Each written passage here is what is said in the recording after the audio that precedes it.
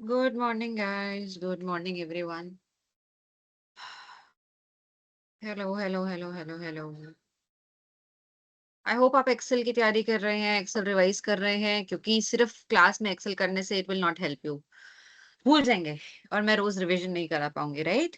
Good morning, good morning, good morning everyone. Voice नहीं आ रही और बाकियों को भी नहीं आ रही है अब आवाज। अभी तो आ रही थी, 2 मिनट पहले पूछा था मैंने। किसी को नहीं आ रही है? आ रही है। काजल, आपके उसमें इशू, आप रिजॉइन कर लो।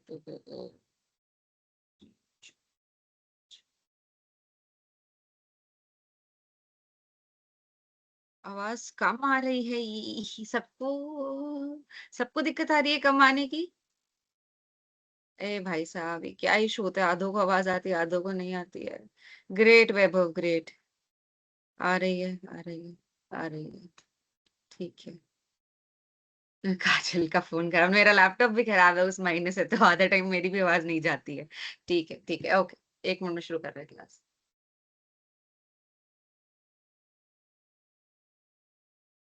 टीम्स का सॉफ्टवेयर ही खराब है। ठीक है, ओके। परफेक्ट, शुरू करते हैं आज की class. I'll start sharing my screen. मैं दिल्ली से हूँ सर। जिसने भी पूछा था मेरे को दिखा नहीं। लक्ष्मण ने पूछा था, दिल्ली से हूँ। ठीक है, आज शुरू करें। अगर मैं वहां से होती बिहार से तो मैं आके ही पढ़ा देती, मेरे को भी ऑनलाइन पढ़ाना पसंद नहीं। ठीक है, तब हम आज की क्लास से शुरू करते हैं। आई होप सबको मेरी स्क्रीन विजिबल है। ठीक है, यहाँ पे शेयरिंग का दिख रहा है मेरे को। मैम थोड़ा लेट हुए, लेकिन good morning, good morning, good morning. चलो शुरू करते हैं। ठीक है। ओके। हमने लास्ट क्लास में फंक्शन समझ लिए थे सारे, है ना? तो हाँ, हमने अकाउंट, मैक्सिमम, मिनिमम, ये हमने सारी चीजें समझ ली थी। आई होप किसी को कोई दिक्कत ना हो इन फंक्शंस में। है तो प्लीज पिछली क्लास की रिकॉर्डिंग देख लें, और फिर कोई डाउट होगा तो मुझसे आप पूछ सकते हैं। ठीक है, क्लास रिकॉर्ड हो रही है ना? रिकॉर्ड एंट्रेंस, ठीक है, ओके। रिकॉर्ड हो रही है। आज हम नए कंसेप्ट से शुरू करने वाले हैं। हम ज्यादा आज रिवीजन नहीं कर पाएंगे क्योंकि हमें कुछ नई चीजें भी सीखनी है, वरना रिवीजन में ही आधी से ज्यादा क्लास निकल जाती है। तो आज हमें फॉर्मेटिंग और कंडीशनल फॉर्मेटिंग। फॉर्मेटिंग आई होप आपको याद हो, हमने लास्ट टाइम भी पढ़ा था कि फॉर्मेटिंग में हम कैसे कलर चेंज कर करके ऐसा टेबल वगैरह बना लेते हैं, तो उसका उससे प्रेजेंटेशन अच्छा होता है। तो एक तरीके से आपके डेटा की फॉर्मेटिंग हो गई, जिससे आपका डेटा प्रेजेंटेबल हो गया। हमने ऐसे पूरे बॉक्स के आसपास बॉक्स डाले थे, बॉर्डर डाले थे, ताकि वो टेबल बन जाए। फिर हमने अलग अलग कलर देखा था कि कैसे हम उसको टेक्स्ट को भी चेंज कर सकते हैं कलर में। जैसे यहाँ पे 13,000 का कलर अलग हो रखा है, या फिर हम जो यहाँ पे बॉक्स हैं, पूरे बॉक्स को भी हम कलर कर सकते हैं। आई होप इसका मेथड सबको याद हो, वरना एक बार मैं शॉर्ट में दिखा दूं कि हम होम पर जाते हैं।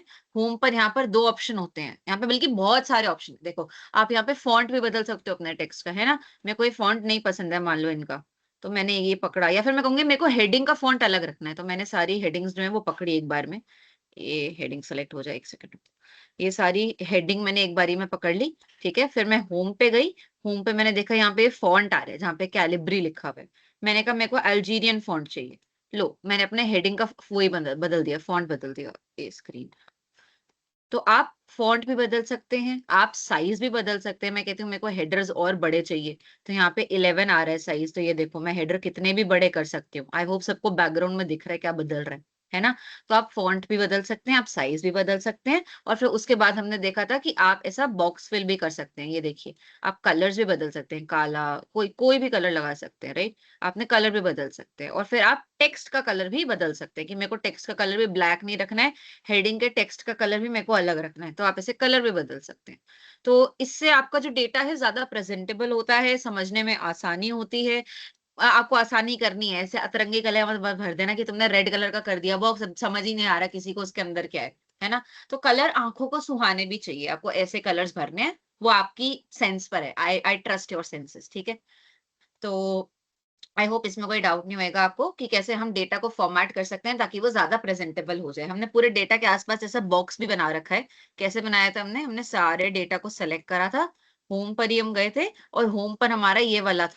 यहाँ पे बॉर्डर्स का ऑप्शन है, तो हमें कोई भी बॉर्डर लगाना हो हम इसमें बॉर्डर लगा सकते हैं।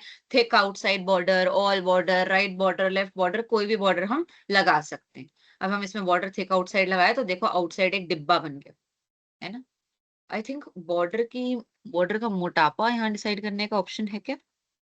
मोर बॉर्डर्स, अच्छा ये देखो यहाँ पे बॉर्डर के मोटापा डिसाइड करने का भी ऑप्शन है। ये देखो, ये लाइन स्टाइल में देखो बॉर्डर का मोटापा भी आप डिसाइड कर सकते हैं कि आपको कितना मोटा बॉर्डर चाहिए, है ना। तो ये भी आप चूज कर सकते हैं। तो कितने सारे ऑप्शंस है एक्सेल में, हमने देख लिया। ये देखो ऐसे हाथ से भी बॉर्डर लगा सकते हैं, पेन से बॉर्डर लग रहा है जहां जहां मेरे को लगाना है, कहीं पे भी लगा सकते हैं। आई होप सबको दिख रहा है कैसे मैं पेन से बॉर्डर लगा रही हूँ। ये चीज मैंने भी पहली बार देखी है। तो वही बात है कि तुम जब एक्सेल यूज करते रहते हो तो तुम्हें ऐसी नई नई चीजें पता चलती रहती हैं, इसलिए इंपॉर्टेंट है कि तुम टाइम दो एक्सेल को। ठीक है, ओके, यस, ओके। अगर तुमको किसी भी चीज से एग्जिट करना हो, जैसे अभी मेरे हाथ में पेन आ रखा था जिससे मैं ये सारे बॉर्डर बना रही थी, अब मेरे को पेन अगर हटाना था, तो कोई भी ऐसी चीज से तुमको एग्जिट करना हो तो एक ESC बटन है जिसका मतलब होता है एस्केप। तुम्हारा अगर लैपटॉप होगा तो लैपटॉप के एकदम फर्स्ट बटन होता है, फर्स्ट लेफ्ट में ESC एस्केप, तो उससे वो चीज हट जाती है। ठीक है, वो देखो वो पेन हट गया, एस्केप हो गया मुझसे। ठीक है, तो ये फॉर्मेटिंग थी। अब हमारा अगला टर्म आता है कंडीशनल फॉर्मेटिंग। ठीक है, अब कंडीशनल फॉर्मेटिंग में क्या आता है? कंडीशनल फॉर्मेटिंग एक्चुअली दो टाइप की है, जिसमें डेटा वैलिडेशन भी आता है और कंडीशनल भी आता है, बट मैं दोनों दिखा देती हूँ। कंडीशनल फॉर्मेटिंग, ये रहा कंडीशनल फॉर्मेटिंग यहाँ पर। ठीक है, अब हम क्या करेंगे, हम यहाँ पर फिर डेटा बनाएंगे जिससे हमको आइडिया लग जाएगा। ठीक है, क्या आइडिया लगेगा? या फिर एक काम करते हैं, हम इसी डेटा में काम करते हैं। इसी डेटा में हम देखते हैं कि मान लो मेरा जो मान लो मैं मैनेजर हूँ और मेरा जो एम्प्लॉयर है वो क्या कहता है मेरे को, वो कहता है कि 1 सेकेंड, ये डेटा से हम थोड़ा कंट्रोल जेड करके अगर हटा दें, जूम क्यों हो गया इतना? Wait wait wait, okay. हाँ, अगर मेरा जो एम्प्लॉयर है वो कहता है कि तुमने इस साल बोनस तो बांटे, बट मेरे को जानना है कि तुमने 3,000 के ऊपर कितने लोगों को बोनस बांटा।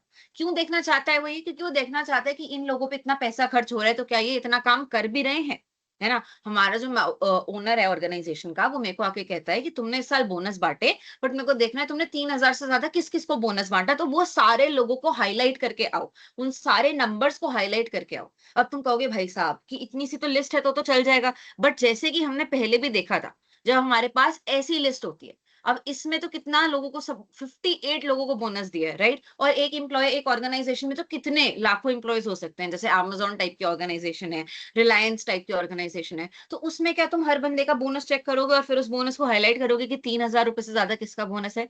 ऐसा तुम नहीं कर सकते।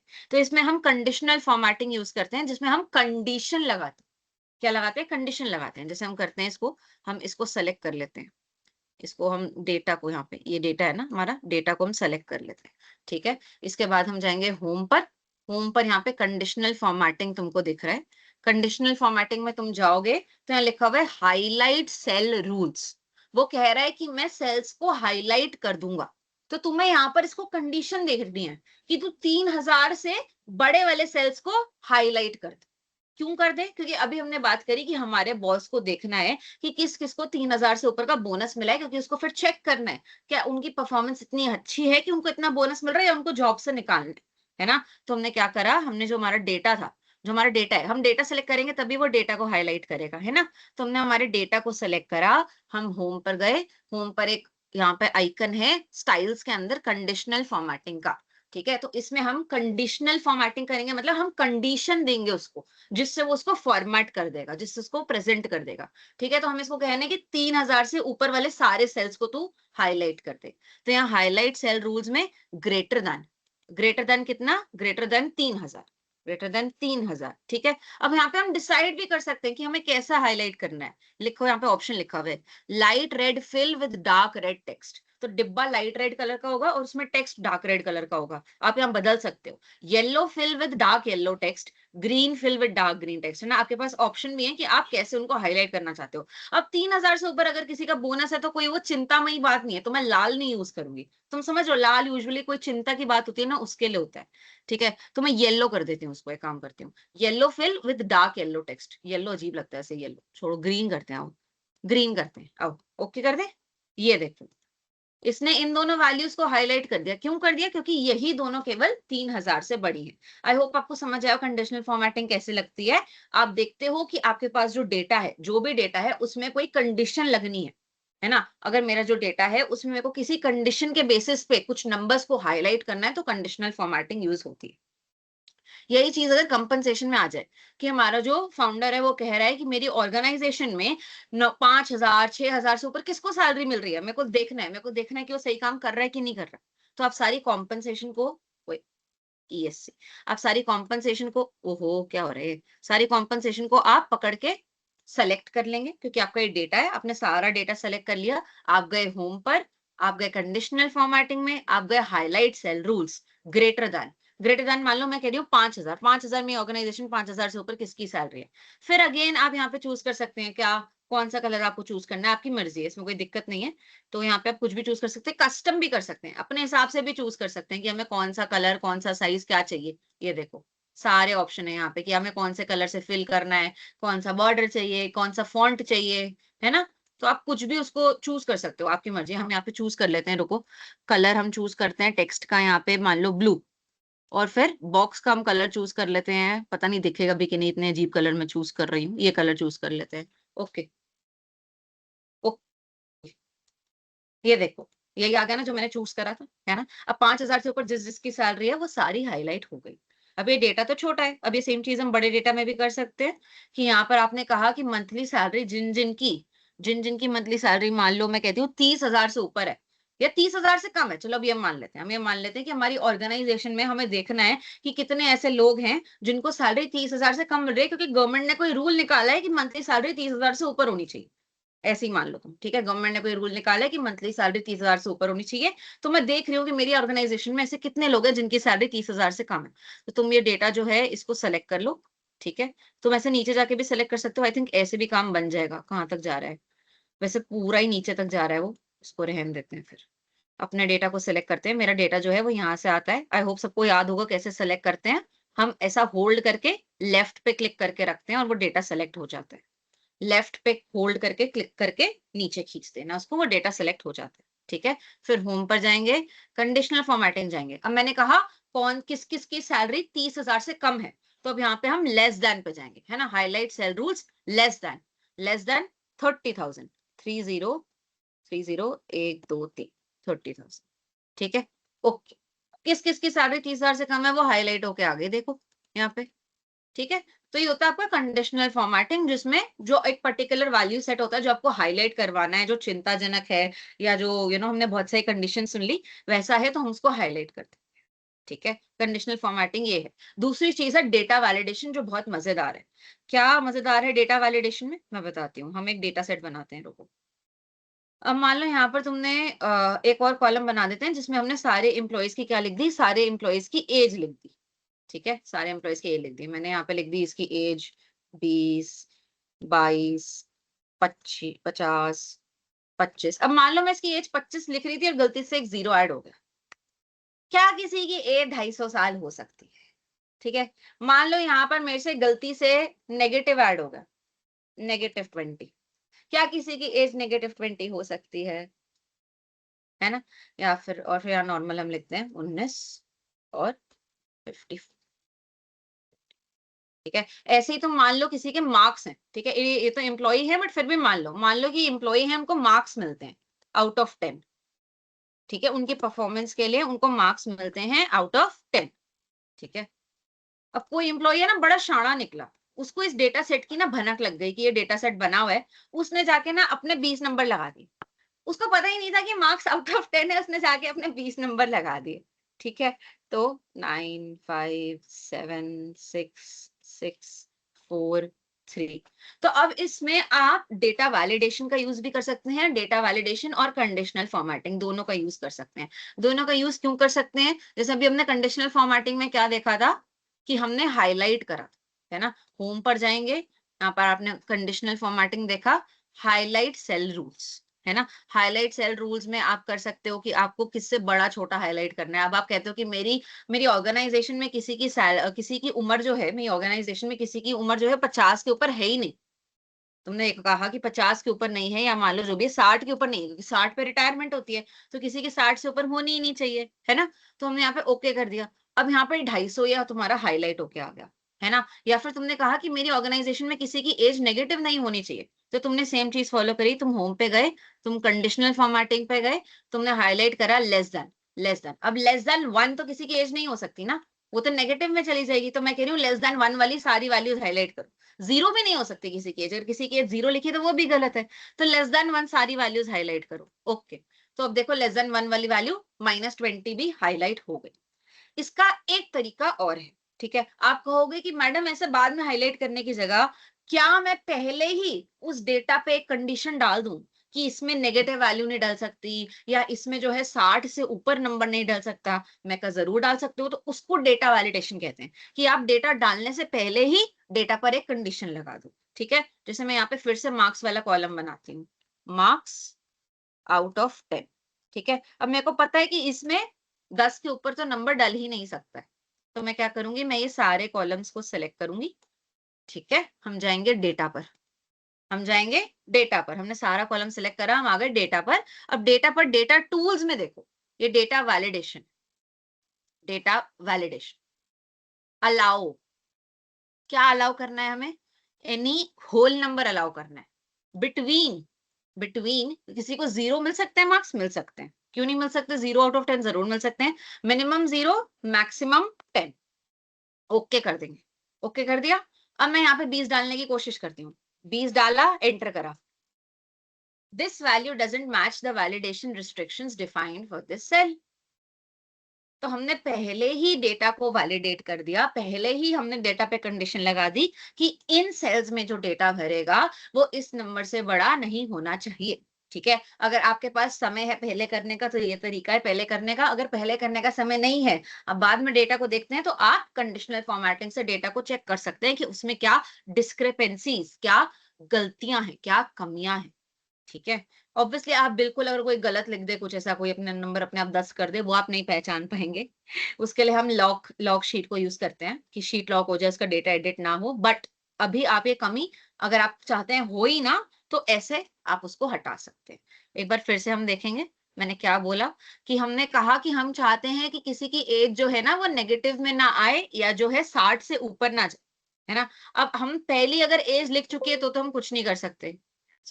अगर पहले किसी की एज आ चुकी है तो तुम कुछ नहीं कर सकते। बट अगर मेरे को अभी एज का कॉलम बनाना है ना, या किसी और को बनाने के लिए देना है, तो मैं वो सारा कॉलम सेलेक्ट कर लेती हूँ, ठीक है। सारा कॉलम मैंने सेलेक्ट कर लिया। फिर से हम डेटा पर जाएंगे, डेटा पर यहाँ पर डेटा टूल्स में जो लास्ट है इस पर डेटा वैलिडेशन आएगा, इस पर क्लिक करेंगे। अलाउ एज होल नंबर हो सकता है, होल नंबर। मिनिमम एज कितनी होनी चाहिए, मिनिमम एज अगर मैं कहूँ, मतलब ऑब्वियसली मिनिमम एज वो होती है कि मिनिमम एम्प्लॉयबल एज क्या होती है ना, वो आप नहीं, चाइल्ड लेबर आप नहीं करा सकते। बट मैंने लिख दिया, मान लो 1 लिख दी मैंने मिनिमम एज, ताकि कोई नेगेटिव वाला नंबर तो ना आए कम से कम, ठीक है। बाकी आपको पता है कि मिनिमम एज जो चाइल्ड लेबर से ऊपर आता है तो आप 18 प्लस लिख सकते हैं, मिनिमम एज 18 लिख सकते हैं आप, है ना। मैक्सिमम एज कितनी होनी चाहिए, मैक्सिमम एज मेरी ऑर्गेनाइजेशन में 60 है, क्योंकि 60 के बाद रिटायरमेंट हो जाती है। ओके, ठीक है। अब यहाँ पर मान लो कोई 25 लिख रहा है और वो गलती से 250 लिख देता है, वैल्यू एंटर ही नहीं होगी, उसको नोटिफिकेशन चली जाएगी, राइट। अगर कोई 20 लिख रहा है और वो गलती से 20 के आगे माइनस का साइन लगा दे, वैल्यू एंटर ही नहीं होगी, ठीक है। तो ये हमारा क्या था, ये हमारा था डेटा वैलिडेशन। और ये कलर वाला जो था ये था कंडीशनल फॉर्मेटिंग। इसमें कोई डाउट है किसी को?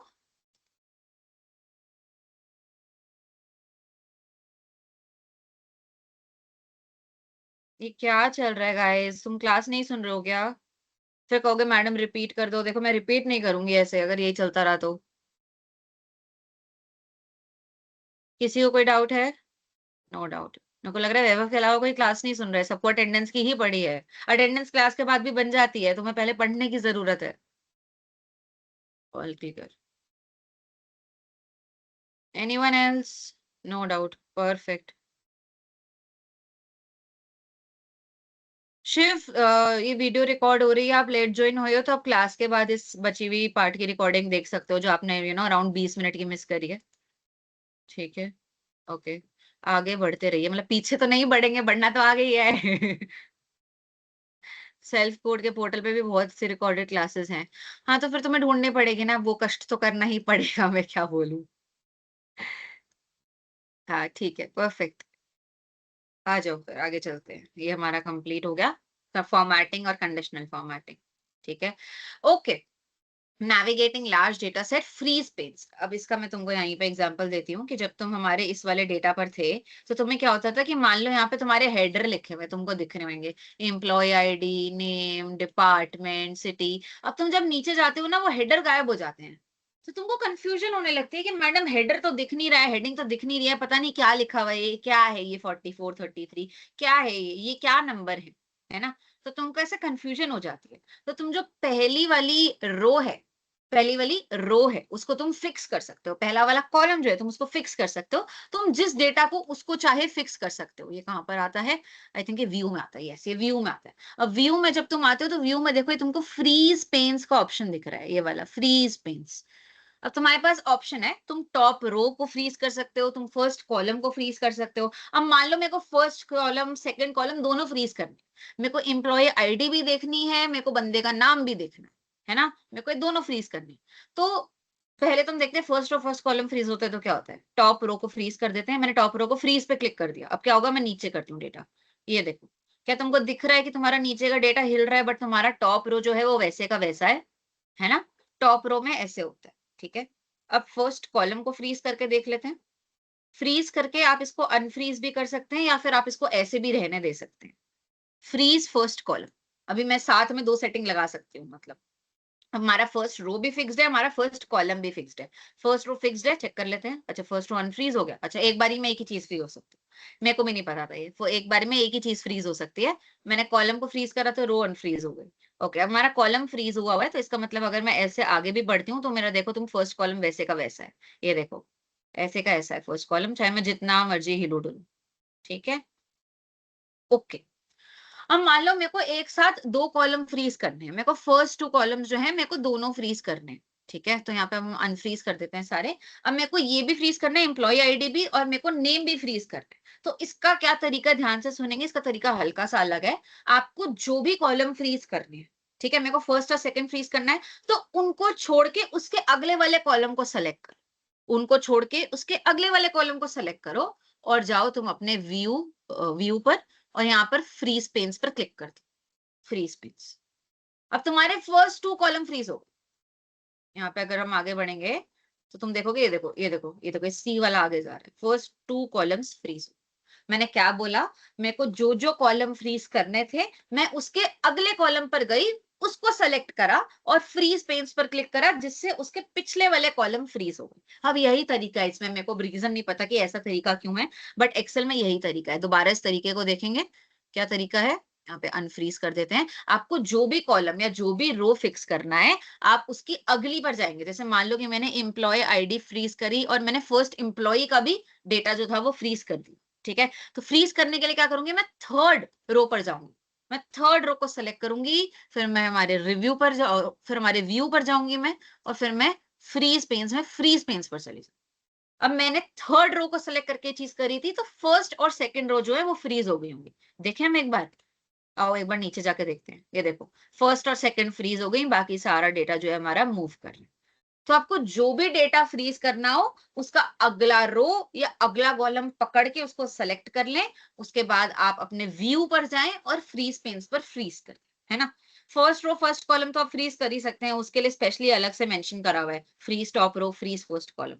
ठीक है, बट आपको उससे ज्यादा डेटा फ्रीज करना है, जैसे मैंने आपको बताया कि आपको एम्प्लॉय आईडी और नेम जो है वो दोनों फ्रीज करने हैं।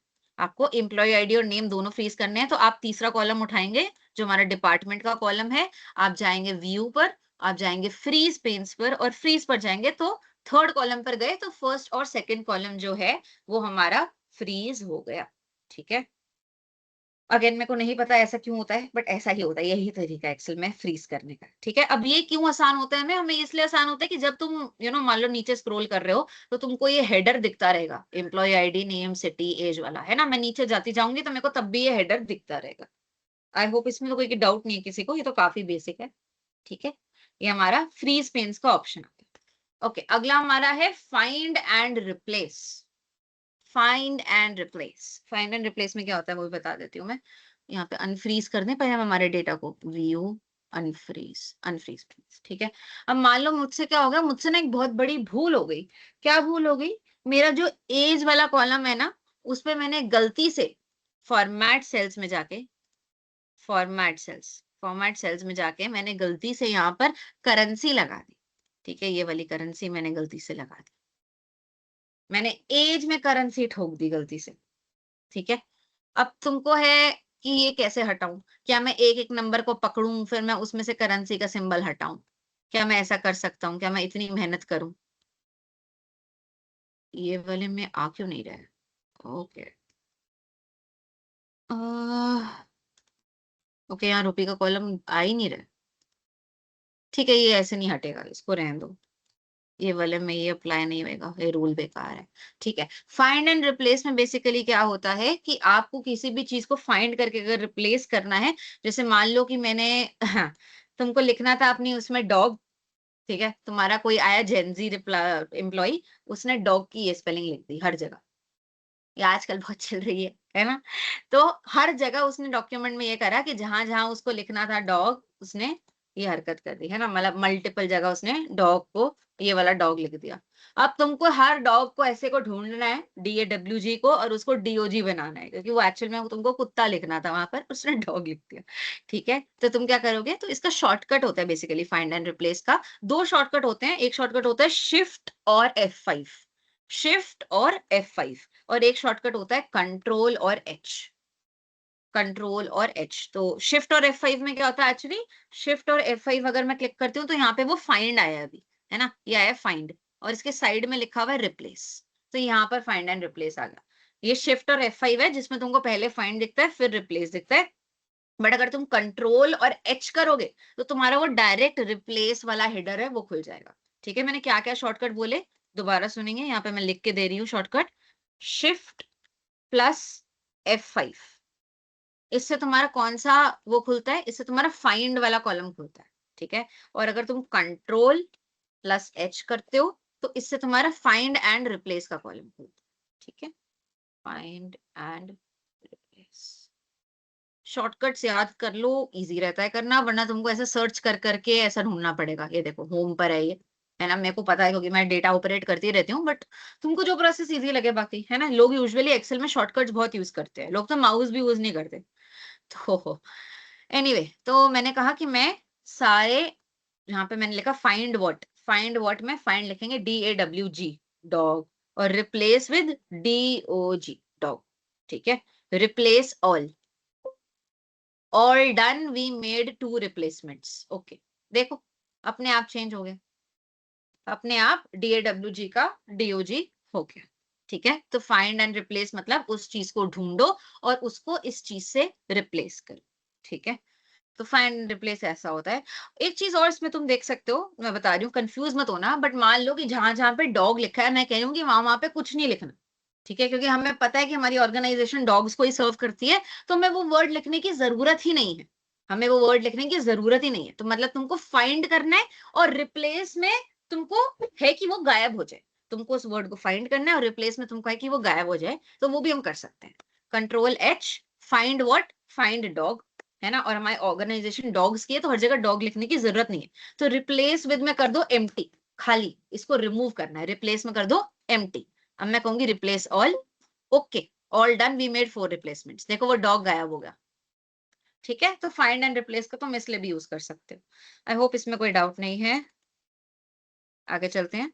ओके, आगे हमारा आ गया चार्ट्स वाला, दिस इज मेरा फेवरेट पार्ट है, इसमें चार्ट्स बनाएंगे हम डेटा को लेके। ठीक है, ओके, अभी हम पहले ये चीज थोड़ा सा पढ़ लें कि डेटा जो है किस डेटा का कौन सा चार्ट सूटेबल होता है, फिर इसके बाद हम इसके चार्ट्स बनाते हैं। ठीक है, तो इसका हम फुल स्क्रीन कर लेते हैं, slide show from current slide. तो ये 3 टाइप के मेजरली, वैसे चार्ट तो बहुत टाइप के होते हैं, मेजरली इन 3 टाइप के होते हैं, एक होता है बार ग्राफ, एक होता है हमारा पाई चार्ट, और एक होता है हमारा लाइन चार्ट। ठीक है, एक एक चार्ट के बारे में पढ़ के या तो उसको बना लेते हैं, क्योंकि आई नो थ्योरी पढ़ना बोरिंग हो जाता है। लिखा हुआ है bar charts make differences in size visible immediately. ठीक है, अब यहाँ पे देखो कैसे लिखा हुआ है, एक कैटेगरी का इतना है, बी का इतना है, तो तुमको एकदम से जैसे ही तुम इस डेटा को देखोगे तुम्हें दिखेगा कि कैटेगरी बी जो है वो सबसे ज्यादा जो भी अगर कमा रही है, रेवेन्यू है, अगर ये खर्चा है तो सबसे ज्यादा खर्चा कैटेगरी बी पे हो रहा है ना। तो एकदम से तुमने अभी पढ़ी भी नहीं वैल्यूज और तुमको एकदम से दिख गया कि सबसे ऊंचा जो है वो कैटेगरी बी है। तो इसमें इजीली दिख जाता है जो ऐसे डिफरेंस होते हैं जब तुमको किसी चीज को कंपेयर करना। जैसे मैं तुमको एक एग्जांपल दूं कि सेक्शन ए के एवरेज मार्क्स, एवरेज तुमको याद है ना, sum of all values divide by all, divide by number of values, है ना। तो सेक्शन ए के एवरेज मार्क्स मान लो लिखे हुए हैं 50, सेक्शन बी के 100, सेक्शन सी के 75, सेक्शन डी के 60। तुमको एकदम से दिख जाएगा बिना डेटा पढ़े भी कि किस सेक्शन के मार्क्स सबसे ज्यादा है। तो जब आपका ऐसा कंपेयर करने का टेंडेंसी होता है, जब आपका पर्पस होता है कि हम कंपैरिजन दिखाएं, तो उसमें आप बार चार्ट यूज करते हैं। ठीक है, यहाँ पे क्या क्या लिखा हुआ है, compare categories rank items. Rank items में क्या हो सकता है कि मान लो तुम्हारी मम्मी जो है ना तुम्हारे लिए ऐसा ऐसा ट्रिप पे तुम जा रहे हो और ऐसा 10 खाने की चीजें लाई। अब तुमको उन चीजों को रैंक करना है कि तुमको वो चीजें कितनी पसंद है, क्योंकि तुम सारी चीजें लेके जा नहीं सकते। ऑन स्केल ऑफ 1 to 10, तो तुमने उठाया मोमोज का बंद पैकेट, जो वो होते हैं ना गरम करके खाने वाले, तुमने उठाया, तुमने कहा आउट ऑफ 1 to 10 मेरे को ये पसंद है 5, है ना। फिर तुमने उठाया चिप्स का पैकेट, तुमने लिखा मेरे को ये पसंद है 6 out of 10, मेरे को ये पसंद है 7 out of 10। तो तुम ऐसे सबका बार चार्ट बना सकते हो। फिर तुम देख सकते हो कि क्या तुमको सबसे ज्यादा पसंद आ रहा है, सबसे ज्यादा ऊंचा जा रहा है, और फिर तुम उसको लेके जा सकते हो, है ना। तुमने आइटम को रैंक कर दिया, है ना, कि मेरे लिए कितना वो है, कितना मेरे को पसंद है। तो उसमें भी यही चीज यूज होती है, ठीक है। और ऐसा अगर तुमको मान लो रेवेन्यू है, मतलब मान लो जैसे रिलायंस इंडस्ट्रीज है, तो उसके कितनी सारी जगहें हैं जहाँ पे वो काम करता है। तो क्या करेगा, वो ऐसा बार चार्ट बनाएगा और वो देखेगा कि वो जिस जिस जगह काम करता है, राइट। जैसे वो अपना मोबाइल का काम करता है वाया जियो टेलीकॉम का काम, है ना। फिर उसके बाद जो है और भी जो भी उसकी कैटेगरी सारी होती है रिलायंस की, राइट। तो वो सारी कैटेगरीज का अपना रेवेन्यू जो है उसको एक बार चार्ट में बनाएगा और देखेगा कि किस कैटेगरी से सबसे ज्यादा रेवेन्यू आ रहा है। तो एंड में वो कंपैरिजन कर रहा है, ठीक है। तो बार चार्ट जो होता है वो ऐसे यूज होता है। यहाँ पे देखो इन्होंने ये कर रखा है कि एक कंपनी में एचआर है, फाइनेंस है, मार्केटिंग है, सेल्स है, सारे डिपार्टमेंट है। तो इनके रेवेन्यू का कंपैरिजन हो रखा है और बिना डेटा पढ़े भी आप एकदम दूर खड़े हैं वहां से भी बता सकते हैं कि सेल्स का या जो लास्ट कॉलम में जो भी नंबर लिखा है उसका रेवेन्यू सबसे ज्यादा है। तो ये इसलिए यूज होता है कि अगर आप किसी ऑर्गेनाइजेशन में जाएं और वहां पे आपको बॉस वगैरह को डेटा दिखाना हो, तो बैठ के पढ़ेंगे नहीं डेटा, उनको आपको ऐसे प्रेजेंट करना पड़ेगा। वो देखेंगे कि अच्छा अच्छा सबसे ज्यादा यहाँ पे हो रहा है रेवेन्यू, सबसे कम यहाँ पे हो रहा है, इसके लिए ये गाइडलाइन है, इसके लिए गाइडलाइन, ठीक है। तो हम ऐसा ही कर सकते हैं। हम क्लासेस का डेटा बनाते हैं, सेक्शंस का। क्या डेटा बनाएंगे, एक सेकेंड, इस पे आ जाते हैं। यहाँ पे हम डेटा बनाते हैं, ठीक है। यहाँ पे हम बनाते हैं marks, average marks, average marks, average. I hope आपको याद हो, sum of all values divide by total number of values, ठीक है। और यहाँ पे आ गया सेक्शन, ठीक है। मेरी ऑर्गेनाइजेशन मतलब मेरे स्कूल में कौन से सेक्शन है, A B C D E F G. मेरे मेरे स्कूल में एफ तक थे, काफी सेक्शंस होते हैं, ठीक है। Average marks out of 100।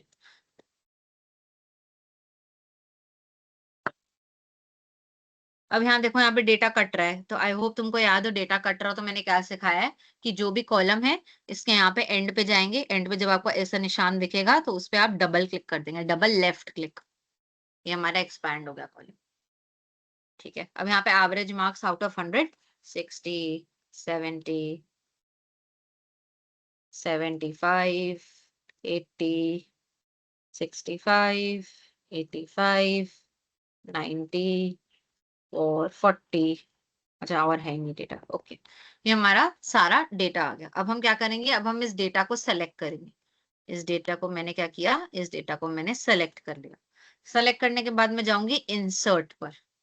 Insert के बाद ये आपको सारा यहाँ पे चार्ट्स दिख रहा होगा, है ना। रेकमेंडेड चार्ट्स में यूजुअली आपको आपकी पसंद का चार्ट मिल जाता है, यूजुअली देखो यहाँ पर आ गया, सबसे ऊपर ही आ गया, है ना। क्योंकि उसको एक्सेल को भी समझ आ रहा है कि ये किस टाइप का डेटा है, तो आपको इससे ये भी आसानी होती है कि आपको ज्यादा दिमाग नहीं लगाना पड़ता।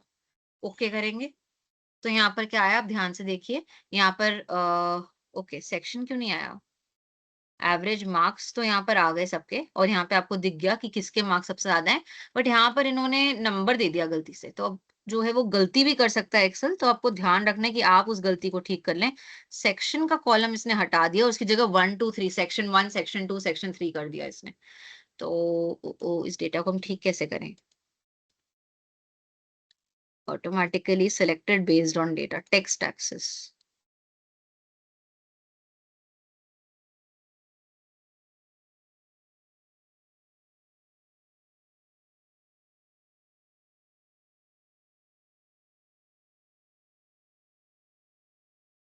टेक्स्ट ऑप्शंस,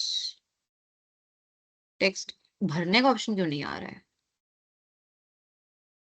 पीछे वाला डेटा सेलेक्ट हो जा रहा है। रुको एक बार साइड कर देते हैं इसको।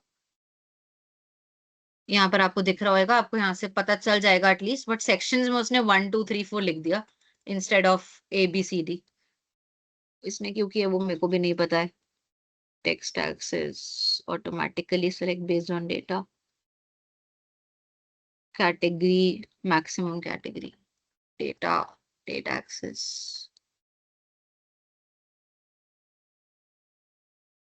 ये तो देखना पड़ेगा गाइस, ये तो मेरे को भी नहीं पता है फिलहाल। मैं देख कर ही आपको फिर बताती हूँ कि ये इसने ऑटोमेटिकली ऐसा सिलेक्ट कर लिया तो इसको ठीक कैसे कर सकते हैं। मैं कल देख के बताती हूँ, मेरे को खुद आइडिया नहीं है इसका। लेकिन मेरे साथ भी नहीं हुआ ऐसा कभी, बट आई होप आपको इससे मेजरली समझ आ रहा हो कि इसका यूज क्या हुआ। इससे हमारा कंपैरिजन हो गया और आपको इससे अगर ये डेटा थोड़ा बड़ा होगा तो आपको इससे पता चल जाएगा कि कौन सा एक्सेस सबसे बड़ा आ रहा है ऑटोमेटिकली, है ना।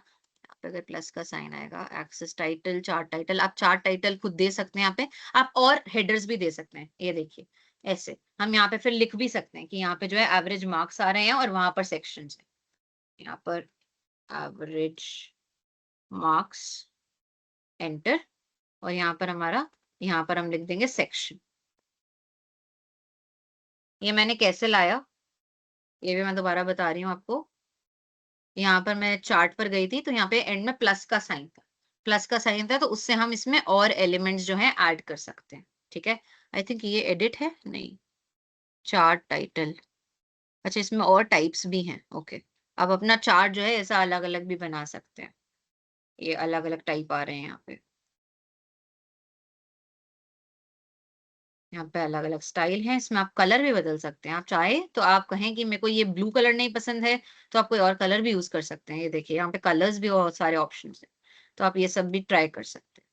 वही आप जितना एक्सेल एक्सप्लोर करेंगे आपको ये सब चीजें समझ आएंगी। ठीक है, और यहाँ पर जब हमने सेलेक्ट करा था तो ये प्लस का साइन था, इससे मैंने कहा था कि मेरे को चार्ट के टाइटल भी चाहिए, तो मेरे को टाइटल देने के लिए भी जगह दे दो। मैंने इस पर टिक करा था, अगर मैं इसको हटा दूंगी तो ये गायब हो जाएगा। चार्ट, चार्ट टाइटल गायब हो गया, सॉरी, टाइटल जो हेडर था चार्ट का, ये चार्ट टाइटल करके आ रहा था ना, ये गायब हो गया। एक्सेस टाइटल जो है ये मैंने ऐड करा था, एवरेज मार्क्स और सेक्शन, ये मैं हटाऊंगी तो ये हमारा गायब हो गया। अब ये देखो नीचे टेक्स्ट जो लिखा हुआ था वो गायब हो गया। एक्सेस टाइटल्स, एक्सेस टाइटल आ गया। अब यहाँ पे हम दोबारा लिख सकते हैं एवरेज मार्क्स और यहाँ पे हम सेक्शन लिख सकते हैं। सेक्शन में यहाँ पे वो क्यों नहीं कैप्चर कर रहा, वो ABCD, ये मैं कल देख के बताती हूँ, मेरे को खुद आइडिया नहीं है क्यों कैप्चर नहीं कर रहा है वो ABCD को, क्योंकि ABCD ही लिखा हुआ था हमने सेक्शन। ठीक है, जबकि इसमें सेक्शन का कलर भी दिया हुआ है फिर भी कैप्चर नहीं कर रहा है, वेरी वियर्ड। ठीक है, कोई बात नहीं, आई होप ये आपको समझ आ गया और रफली कि हमारा कैसे बार चार्ट बनता है। ठीक है, आगे हम पाई चार्ट को देखते हैं और फिर उसके बाद हम लाइन ट्रेंड को देखेंगे। पाई चार्ट में क्या होता है बेसिकली, पाई चार्ट में मैं एक बार PPT खोल के दिखा देती हूँ। यहाँ पे हमारा लिखा हुआ है pie chart from current slide. Okay, pie chart shows how a total amount is divided. तो जैसे हमने अभी देखा था कि हमने खर्चे देखे, मान लो तुम्हारा, तुमने देखा कि मंथली जो तुम्हारा सैलरी आता है या जो तुम्हें पॉकेट मनी मिलता है वो 10,000 रुपए है, और फिर तुम देखते हो कि हाँ मेरे यहाँ 2,000 लगे, मेरे शॉपिंग में 2,000 लगे, मेरे जिम में 1,000 रुपए लगा, मैं ट्रिप पे चला गया उस पर मेरा 4,000 रुपए लग गया, तो तुम सारी कैटेगरीज में अपने पैसों को डिवाइड करते हो। मैं बाहर खाने पीने गया तो मेरा इतना पैसा लग गया। तो पाई चार्ट में तुमको दिख जाता है कि तुम्हारा पैसा जो है कहाँ पर कितना खर्च हुआ, है ना। अब एक ऑर्गेनाइजेशन है, एक ऑर्गेनाइजेशन जो है उसके मान लो 4 डिपार्टमेंट है अगेन। ठीक है, अब वो यहाँ पे देख सकता है कि मेरा किस डिपार्टमेंट में कितना एक्सपेंस का खर्चा हुआ। इसमें वो बार चार्ट भी यूज कर सकता है, इसमें वो पाई चार्ट भी यूज कर सकता है ना। बार चार्ट जो है आपको क्लियरली दिखा देता है ऐसा कि कितना बड़ा चार्ट है वो, है ना, बट साथ में आपका पाई चार्ट भी यूज हो सकता है। तो अब वही बात है, सिचुएशन टू सिचुएशन डिपेंड कर सकता है। आप ये मेरे को डायरेक्ट नहीं पूछ सकते कि मैडम इस पर्पस के लिए कौन सा चार्ट है, वो आपको उस टाइम बना के देखना पड़ेगा कि किस में ज्यादा सेंस बन रही है ना। उस टाइम बना के देखो, हो सकता है कि पाई चार्ट बहुत ज्यादा खिचपिच हो जाए। मान लो ऐसा 100 कैटेगरी है मेरे पास, 100 कैटेगरी है तो मैं 100 कैटेगरी का बार चार्ट बनाऊंगी, पाई चार्ट बनाऊंगी। पाई चार्ट ऐसे सर्कल में बनता है तो बहुत खिचपिच हो जाएगा, कुछ समझ ही नहीं आएगा, तो उसमें आप 100 बार चार्ट बना सकते हो फिर भी, है ना। तो कैटेगरी टू कैटेगरी डिपेंड करता है, हो सकता है कि आपको 2-3 अलग अलग चार्ट बना के देखने पड़े और देखने पड़े कि कौन सा ज्यादा अच्छे से इसमें समझ आ रहा है ना। हमारा चार्ट्स बनाने का पर्पस यही होता है कि हमारा जो डेटा हम उसको दे रहे हैं वो अच्छे से हमको समझ में आए। ठीक है, तो अब यहाँ पे हमने बार चार्ट देखा, सॉरी पाई चार्ट देखा, इसमें लिखा है when to use it, show percentage distribution composition और शेयर ऑफ टोटल। तो इसमें परसेंटेज में डेटा दिखता है। परसेंटेज में कैसे दिखता है ये मैं आपको दिखाती हूँ। देखो हमने यहाँ पे डेटा बना रखा है एक मिष्टी एक्सपेंसेस करके, ये रहा मिष्टी एक्सपेंस बुक करके। अब ये मेरा सारा जो है एक महीने का खर्चा लिखा हुआ है। मैं क्या करूंगी, मैं इस डेटा को सेलेक्ट कर लूंगी। इस डेटा को मैंने सेलेक्ट करा, मैं इंसर्ट पे गई, हम रेकमेंडेड चार्ट्स पर जाएंगे। रेकमेंडेड चार्ट्स पर जाएंगे। अब इसमें वो बार भी दे रहा है और पाई भी दे रहा है, मेरी मर्जी है मेरे को किस तरीके से देखना है। हो सकता है मेरे को देखना हो कि मेरा किस किस डिपार्टमेंट में सबसे ज्यादा खर्चा हुआ, किस चीज में सबसे ज्यादा खर्चा हुआ, तो मैं बार भी बना सकती हूँ। बट पाई चार्ट जो है वो ज्यादा इसमें अप्रोप्रिएट हो गया जब आप खर्चों का ऐसे डिस्ट्रीब्यूशन दिखा रहे हो। कैटेगरीज भी बहुत ज्यादा नहीं है इसलिए और भी अप्रोप्रिएट हो गए। ये देख, यहाँ पे चार्ट टाइटल भी आ रहा है। चार्ट टाइटल बदल के मैं लिख सकती हूँ मिष्टी एक्सपेंस बुक। एक्सपेंस बुक, ठीक है। मिष्टी एक्सपेंस बुक आ गया। अब देखो यहाँ पे सारी कैटेगरीज है, बट इसमें तुम देखोगे तुम किसी भी कैटेगरी पर क्लिक करो तो वहां पर उसका अमाउंट भी दिया है और उसका परसेंटेज भी दिया है। तो इसमें वो ऐसे भी करते हैं, है ना। ये केवल पाई चार्ट में होता है, बार चार्ट में नहीं होता है कि वो उसका परसेंटेज दे। अब तुम कहोगे कि मैडम ये डेटा ऐसे ही दिखा रहे हैं, हम तो चार्ट एंड डेटा उस पर लिखा हो, है ना, हम क्लिक करके थोड़ी देखते रहेंगे कि क्या डेटा की वैल्यू है। तो तुम इस पे जा सकते हो, यहाँ पे आई थिंक प्लस करके ऑप्शन आ जाएगा, डेटा लेबल्स। डेटा को लेबल कर दिया, ये देख तुम्हारा सारा डेटा लेबल भी होगा। हमारे बार चार्ट में भी ऑप्शन था डेटा को लेबल करने का, ये बार चार्ट था ना। बार चार्ट में भी तुम प्लस पर जाओगे, यहाँ पे तुमको डेटा लेबल्स दिखेगा। ये देखो यहाँ पे सारा डेटा लेबल होगा 60, 70, 75, 80, 65। ये 0 0 क्यों आ रहा है ये मेरे को नहीं पता, इसको हम हटा सकते हैं। यस, अच्छा हट गया ना। ओके, ये एडिट हो गया। ओके, ये एडिट नहीं हो रहा है, ऊपर वाला एडिट हो गया। ये क्यों नहीं एडिट हो रहा है अगेन मेरे को आइडिया नहीं है। ठीक है, हाँ तो यहाँ पे तुम्हारा 60, 70, 75 ये सारा डेटा जो है लेबल भी होगा। तुमको स्पेशली देखने की भी जरूरत नहीं है कि वो यहाँ पे जा किस नंबर पे जा रहा है। ठीक है, और यहाँ पे भी सारा डेटा तुमने देखा लेबल होगा।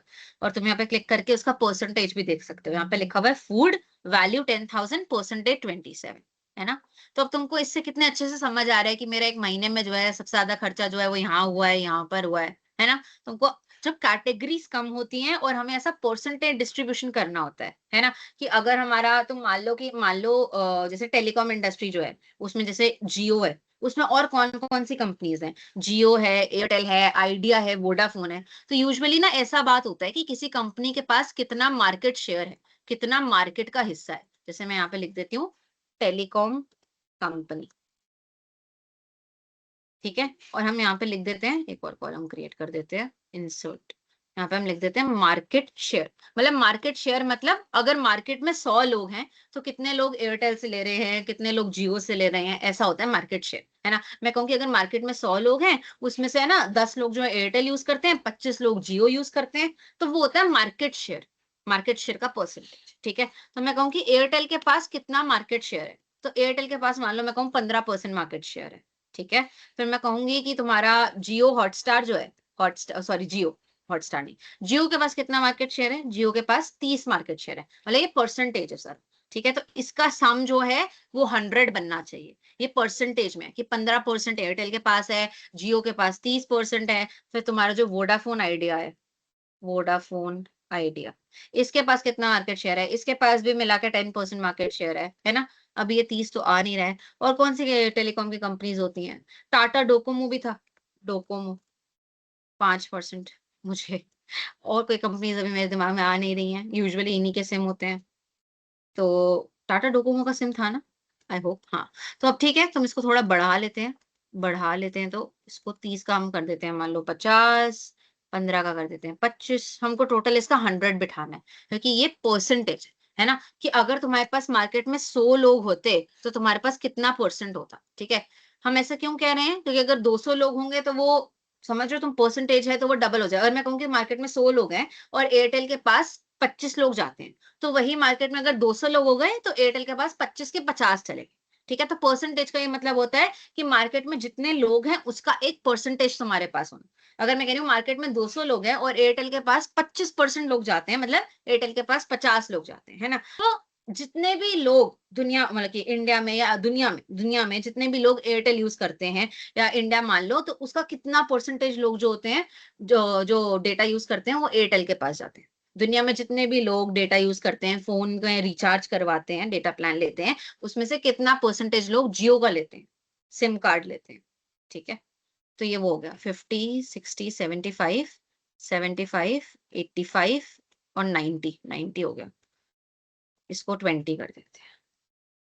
ठीक है, तो तुमने ये परसेंटेज ले लिया, तो परसेंटेज में यहाँ पे ये आ गया कि एयरटेल, जियो, वोडाफोन और आइडिया के पास ऐसा होता है। इसका भी बनाएंगे। एक चीज और बोल रही हूँ मैं, कह रही हूँ एक ऑर्गेनाइजेशन है, मान लो एक ऑर्गेनाइजेशन 100 रुपए कमाती है। ठीक है, ऑर्गेनाइजेशन है एबीसी लिमिटेड। एक ऑर्गेनाइजेशन जो है वो 100 रुपए कमाती है, उसका रेवेन्यू है, रेवेन्यू उसका 100 रुपीज। तो वो कहना चाहती है कि मेरी ऑर्गेनाइजेशन में मेरा 100 रुपए जो मैं कमाती हूँ, वो कितना किस डिपार्टमेंट से आता है। अब इसके लिए अगेन तुम बार चार्ट भी बना सकते हो और पाई चार्ट भी बना सकते हो, है ना। 100 रुपए कमाती है, या तुम कह सकते हो कि उसका रेवेन्यू जितना भी है, मान लो 100 मिलियन है। अब 100 मिलियन का कितना परसेंटेज जो है वो हमारा सेल्स डिपार्टमेंट से आता है, कितना परसेंटेज हमारा टैक्स डिपार्टमेंट से आता है। तो तुम समझ रहे हो इसमें परसेंटेज का क्या मतलब है। परसेंटेज आई होप सबको पता है क्या होता है। अगर मैं कह रही हूँ मेरे 50% मार्क्स आए हैं, मतलब मेरे आधे मार्क्स आए हैं, है ना। अब अगर मेरे पेपर 200 में से था, तो 200 का आधा हो गया 100, है ना।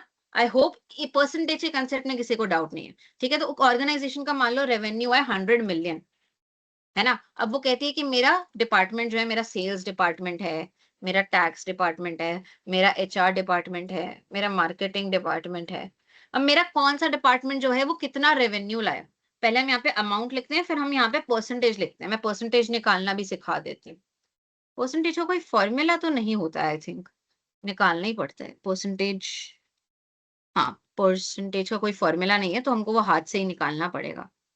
ठीक है, वो हम फॉर्मूला कैरी फॉरवर्ड कर देंगे, मैं दिखा दूंगी। ठीक है, अब मेरा 100 मिलियन अगर रेवेन्यू है ऑर्गेनाइजेशन का, सेल्स मान लो लाता है 30, टैक्स मान लो लाता है 20, 30, 20, 25, 25।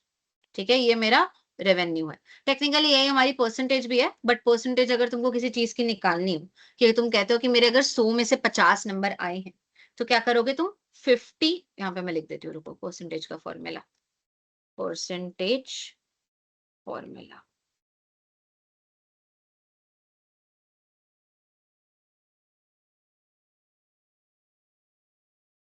Department revenue divide by total revenue into, into के लिए स्टार लगता है, इनटू 100।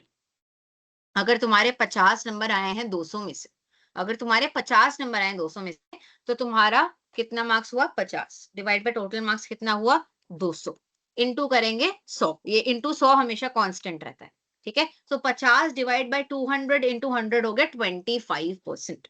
ठीक है, तो तुम यहाँ पे सब पर यही फॉर्मूला अप्लाई करोगे। क्या फॉर्मूला अप्लाई करोगे, यहाँ पर तुम पहले सम निकाल लोगे, टोटल, टोटल निकाल लिया मैं यहाँ पे, टोटल, या फिर यहाँ पे तुम सम का फॉर्मूला लगा दो, इक्वल टू SUM होलो, ये चारों को तुम ऐड कर दो, तुम्हारा सम आ जाएगा और तुम्हें पता चल जाएगा कि हाँ हमारा टोटल रेवेन्यू जो है 100 मिलियन है। ठीक है, यहाँ पे हम रेवेन्यू को इन मिलियन कर देते हैं, इन मिलियन। ठीक है, अब मेरे को परसेंटेज निकालना है, परसेंटेज कैसे निकलेगा, इक्वल टू, हमेशा फॉर्मूला लगाने से पहले क्या लिखते हैं, equal to, equal to department revenue divide by total revenue. Total revenue क्या है हमारा, ये, इनटू क्या करना है, इनटू 100। तो ये हमारा परसेंटेज आ गया 30%, है ना। अभी हम इसको एज इट इज एक्सटेंड नहीं कर सकते हैं, क्योंकि यहाँ पे हमारा जो कुछ नंबर्स हैं वो हमारे फिक्स्ड हैं। वो मैं तुमको कल समझाऊंगी, इसमें एब्सोल्यूट रेफरेंसिंग क्या होता है, सेल रेफरेंसिंग क्या होता है, क्योंकि अभी हमने वो सीखा नहीं है कंसेप्ट, तो तुमको समझ नहीं आएगा। बट तुमको ये चीज आई होप समझ आ गई हो कि हम कैसे परसेंटेज का फॉर्मूला लगाते हैं। ठीक है, अभी मैं यहाँ पे एज इट इज जो परसेंटेजेस है वो मैं लिख रही हूँ। कल मैं एब्सोल्यूट रेफरेंसिंग का फॉर्मूला समझाऊंगी कि हमें अगर सेल में चेंज नहीं करना होता है नंबर, तो हम क्या करते हैं वो मैं कल बताऊंगी। ठीक है, अभी हमारा यहाँ पे रेवेन्यू आ गया, यहाँ उसका परसेंटेज आ गया, यहाँ हमारा एबीसी लिमिटेड जो है इसका ये सब आ गया। तो अब तुम यहाँ पे क्या कर सकते हो, अब तुम यहाँ पे चार्ट बना सकते हो। ठीक है, अब हमें चार्ट बनाना है, हमें पहले वाली कंपनी का भी चार्ट बनाना था, वो भी हमने नहीं बनाया था। हम डेटा को सेलेक्ट करेंगे, डेटा के बाद हम इंसर्ट पर जाएंगे, इंसर्ट के बाद हम रिकमेंडेड चार्ट्स पर जाएंगे। यहाँ पे हमारा चार्ट आया, हमने इसको खोल दिया। ये देखो ऑटोमेटिकली यहाँ पे नाम आ गया मार्केट शेयर परसेंटेज, तो हम यहाँ पे लिख देते telecom company market share, telecom. Company market share percentage, है ना। अब यहाँ पे हर कंपनी का शेयर आ गया, अगर तुम इस पे क्लिक करोगे तो तुमको दिख भी जाएगा, बट मैं कहती हूँ मेरे को डेटा लेबल लगाना है, डेटा लेबल्स। तो अब यहाँ पर तुम्हारा शेयर भी आ गया, ये 50% है, ये 25 है, ये 5 है, ये 20। ठीक है, तो यहाँ पे ये अमाउंट, यहाँ पे हमारा अमाउंट तो हमने लिखा ही नहीं था, हमने मार्केट शेयर ही लिखा था, तो यहाँ पे डायरेक्ट वो 50% आ गया, है ना। ब्रैकेट में उनका परसेंटेज ऑटोमेटिकली वैसे दिखा होता है। ठीक है, तो तुम डायरेक्ट अमाउंट से भी इसको बना सकते हो, बट पाई चार्ट जो है वो तुमको अमाउंट और वो परसेंटेज वो दोनों में देगा। ठीक है, जैसे हमने पहले वाले डेटा में देखा था, कहाँ है पहले वाला हमारा, ये हमारा पहले वाला बार चार्ट है, पाई चार्ट ये रहा, है ना। तो इसमें अमाउंट आ रहा है, बट जब तुम उस पर क्लिक करते हो, क्लिक करा तो उसमें तुम्हारा परसेंटेज भी लिखा होता है। पर परसेंटेज कैसे डिराइव होती है मैंने तुमको ये समझाना था, तो वो मैंने समझा दिया, राइट। तो यहाँ पे जैसे 27% है, तो परसेंट कैसे डिराइव हुई कि उन्होंने 10,000 को डिवाइड करा होगा, 10,000 हमारी वैल्यू है ना, 10,000 को डिवाइड करा होगा बाय टोटल एक्सपेंसेस और इनटू करा होगा 100, तो वो परसेंटेज तुम्हारी आ गई होगी। ठीक है, अब हम तीसरे चार्ट को रेफर कर लेते हैं। अभी तक क्या किसी को कोई डाउट है क्लास में? अभी तक अटेंडेंस का ही चल रहा है भाई साहब। अच्छा, BSNL, ओके, थैंक्स, ठीक है, ठीक है, ओके, ठीक है, परफेक्ट, ओके। परसेंटेज का भी आई होप समझ आ गया होगा सबको। ठीक है, आ जाओ फिर हम लास्ट हमारा लाइन चार्ट पकड़ते हैं और फिर हम इसको निपटा देते हैं क्लास को आज की। तीसरा हमारा जो चार्ट होता है वो हमारा लाइन चार्ट होता है। लाइन चार्ट का क्या यूज होता है? Line chart is usually use to see trends. जैसे अगर एक शेयर है मार्केट में कोई भी, तो शेयर का जो प्राइस है वो ऐसे होता है, प्राइस जो होता है वो ऐसे जाता है शेयर का, है ना, कि कभी बढ़ रहा है कभी गिर रहा है ना। तो तुम्हें मान लो किसी शेयर के प्राइस को फॉलो करना है बहुत लंबे टाइम तक, इसमें हम गूगल पे देख सकते हैं, एक बार गूगल पे देखते हैं इसको, शेयर प्राइस लाइन चार्ट। किसी चीज में से अगर लगातार ऐसे ऐसे मूवमेंट हो रही हो, तो उसमें तुम ये देखो, line chart in stock market. I hope ये सबको दिख रहे हैं, कितने सारे टाइप के चार्ट हैं, ये देखो। स्टॉक मार्केट में यूजुअली ऐसा चार्ट होता है किसी भी शेयर के प्राइस को रिप्रेजेंट करने का, कुछ भी करने का। ठीक है, यहाँ पे और भी होगा, रुको। यहाँ पे देखो, ये शेयर का प्राइस जो है रिप्रेजेंट करने के लिए यहाँ पे जो अमाउंट दिया हुआ है, ये हमारा जो शेयर का प्राइस है, ये ऐसे फ्लक्चुएट करता है। तो जिसमें जिस चीज में ऐसे लगातार फ्लक्चुएशन आती है और तुमको जिस चीज में ट्रेंड देखना होता है, उसमें इस टाइप का चार्ट यूज होता है। ठीक है, तो इसमें तुम अगर देखो, तुम क्या कहोगे इसमें ट्रेंड, कि चाहे हमारा फ्लक्चुएशन हो रहा है, हमारा प्राइस बढ़ रहा है गिर रहा है, बढ़ रहा है गिर रहा है, बट वो इवेंचुअली जहां से स्टार्ट हुआ था उससे वो ऊपर है। मतलब हो सकता है मैं इस स्टॉक में ये चीज देखकर पैसे लगाना चाहूं, कि जहां से वो स्टार्ट हुआ था इवेंचुअली आज की डेट में वो उससे ऊपर है। ये सारे हमारे चार्ट्स दिए हुए हैं। ठीक है, ऐसे अलग अलग ये देख, ऐसे चार्ट आते हैं, लाइन चार्ट, ये सारा लाइन लाइन से हमारा मैथ हो रहा है। ठीक है, तो लाइन चार्ट ऐसा होता है। आई डोंट थिंक अभी लाइव किसी का मैं चार्ट दिखा पाऊँ। एक बार देखो, रिलायंस लिमिटेड स्टॉक प्राइस, ये देखो लाइन चार्ट बना हुआ है, ये आज का है मेरे ख्याल से, ये 1 महीने का देखते हैं। ये देखो गाइस, तुम्हारे सामने लाइव लाइन चार्ट आ गया। ये देखो, ये वैल्यूज होती है रोज, हर मोमेंट फ्लक्चुएट करती है, 8 में, 11 में, 12 में, 13, 14, 15, 16। तो ये हमारा जो है चार्ट बन के आ गया, लाइन चार्ट। लाइन चार्ट मतलब हमें एक ट्रेंड ऑब्जर्व करना है उसकी मूवमेंट में, तो उसके लिए लाइन चार्ट यूज होती है। ठीक है, तो हम इसका एग्जाम्पल भी लेंगे, तो हम ऐसा ही कुछ करेंगे कि हम कोई भी एक स्टॉक ले लेंगे, रिलायंस का स्टॉक। ठीक है, और यहाँ पर हम डेट लिखेंगे और डेट के हिसाब से हम प्राइस लिख देंगे यहाँ पे। ठीक है, डेट मान लो हमने लिखी आपकी 25 में, 26 में, 27 में, 28 में। इसमें ना थोड़ा डेटा ज्यादा चाहिए होता है, वरना वो बन नहीं पाएगा चार्ट का फ्लो। ठीक है, तो हमें डेटा थोड़ा सा ज्यादा लेना पड़ेगा। 30 में, 31 में, 1 जून,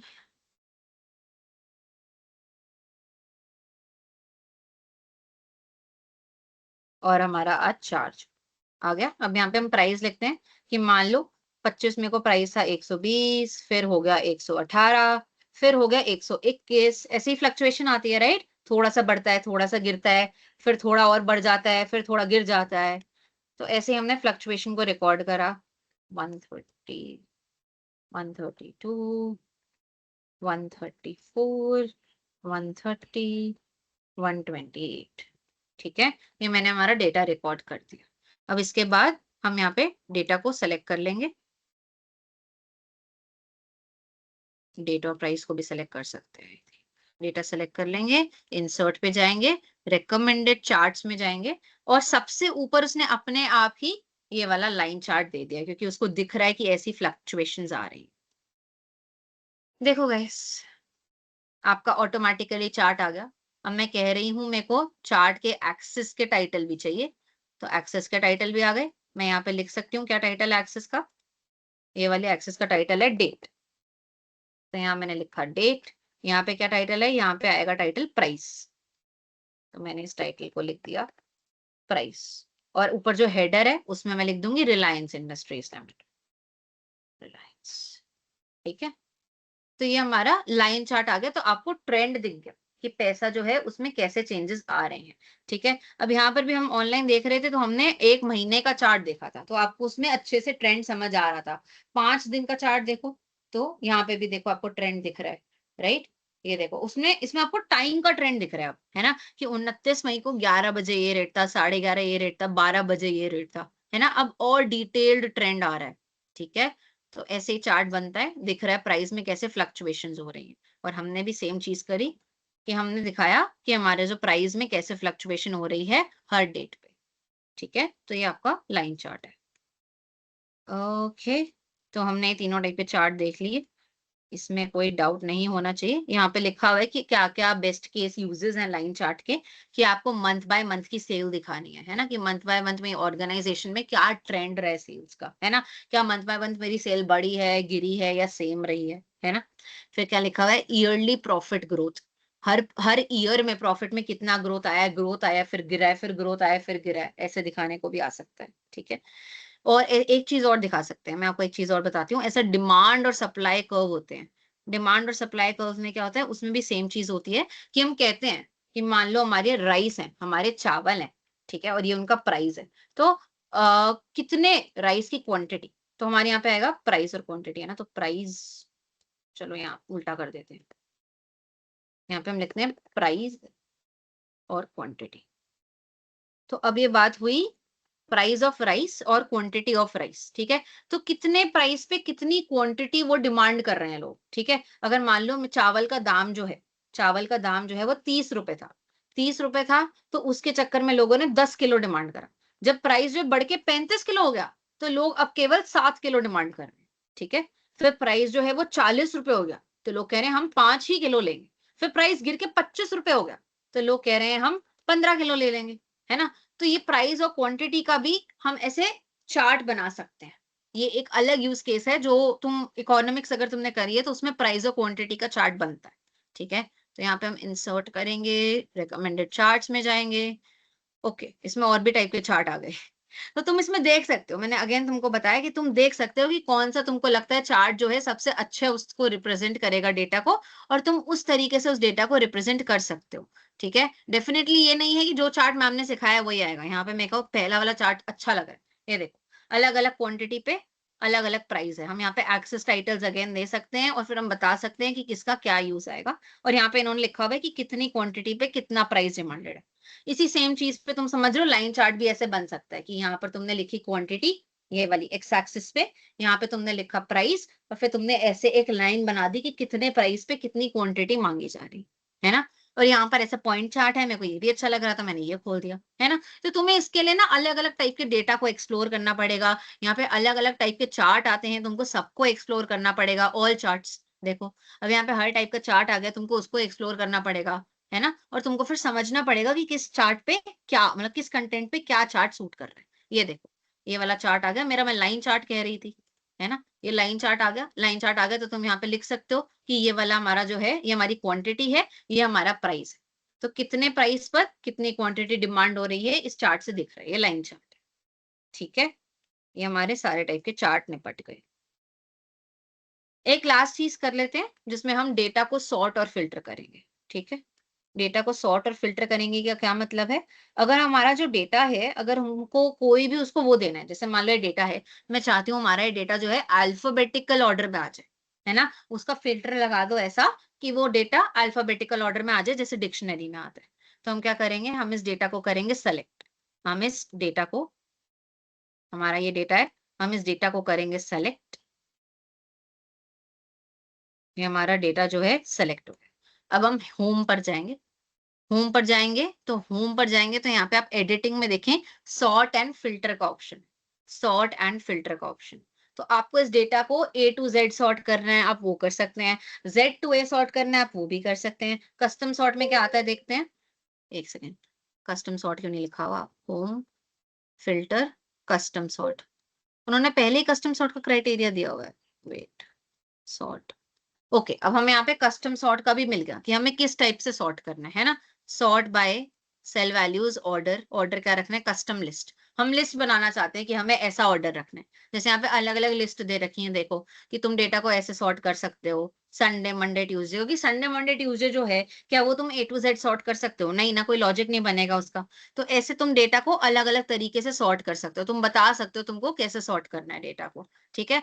बट हमारे वाले डेटा में तो हमको ए टू जेड वाला ही सीन चाहिए, है ना, हमें और कुछ नहीं चाहिए, तो हम वही करते हैं, sort and filter, sort from A to Z. What do you want to do? We want to continue with the current selection. Current selection का जो डेटा है, हमको उतने ही डेटा को सॉर्ट करना है, सॉर्ट।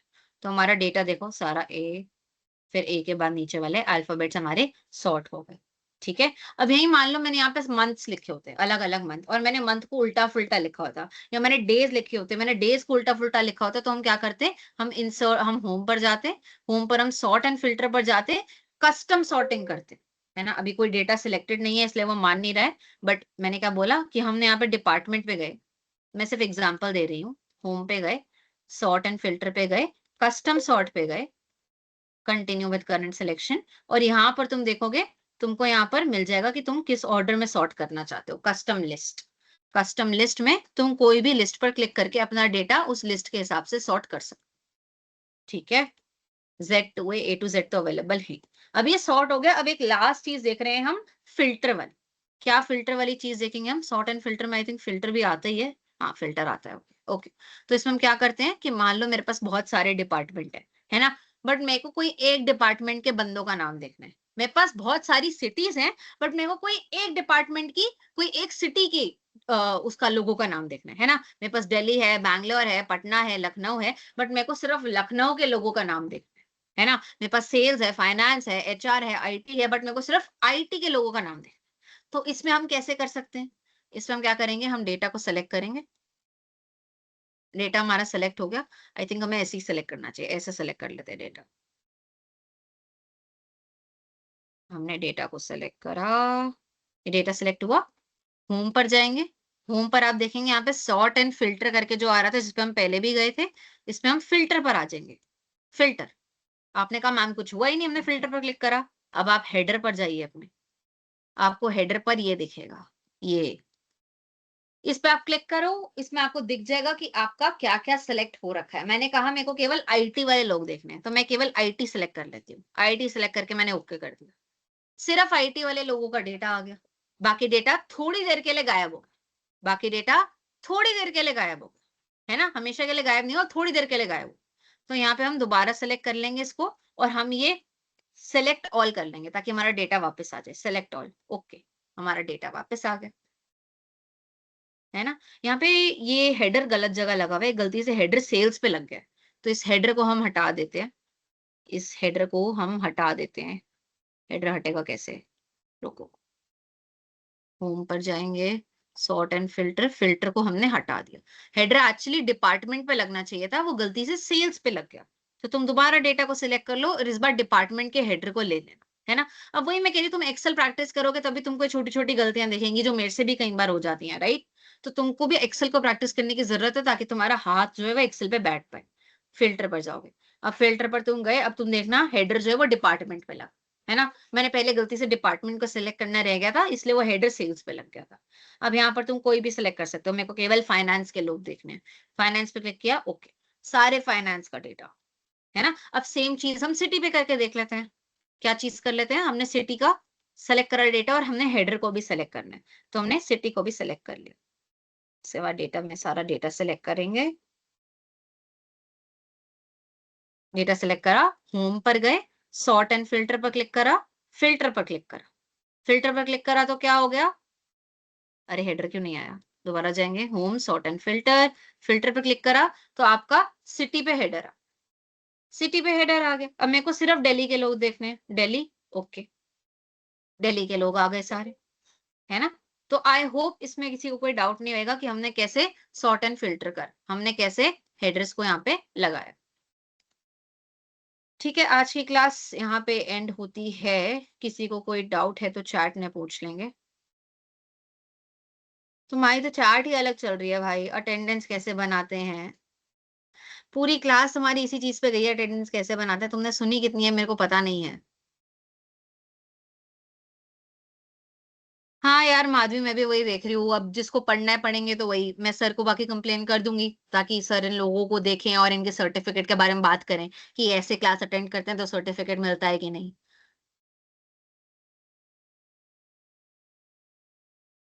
शिव, मेरे को आइडिया नहीं है कुछ अटेंडेंस का, ना मेरे को ग्रेडिंग का आइडिया है। मेरी क्लास से तुमको कोई डाउट है तो तुम पूछ सकते हो। लास्ट वन रिपीट कर दीजिएगा बिशप, ये सॉर्ट फिल्टर वाला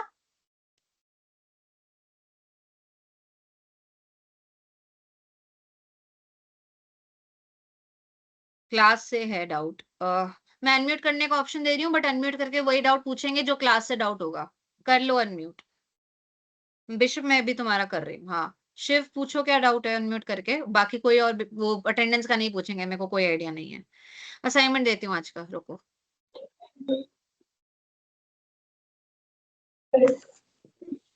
फोन में यार दिक्कत आएगी सौरभ, फोन में काफी मुश्किल है, मैंने भी आज तक फोन में प्रैक्टिस नहीं करा है। तुम सोचो मैं फोन पे पढ़ाऊंगी तो कितना मुश्किल होगा। तो लैपटॉप कहीं से अरेंज हो सके या कॉलेज का कंप्यूटर। हाँ शिव पूछो डाउट। बता रही है क्या?